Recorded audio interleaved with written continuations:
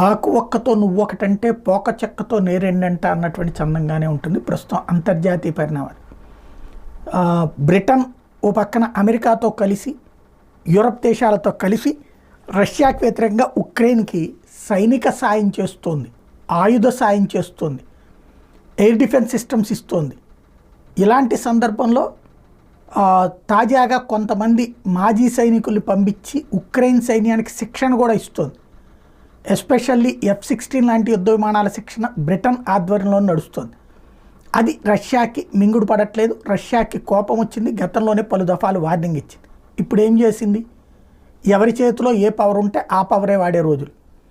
బ్రిటన్కి సంబంధించినటువంటి దౌత్యాధికారులు రష్యాలో ఉంటారు కదా, ఆ దౌత్యాధికారులు 6 మీదన నిఘా వేస్తున్నారు రష్యా మీద అని కేసు పెట్టారు.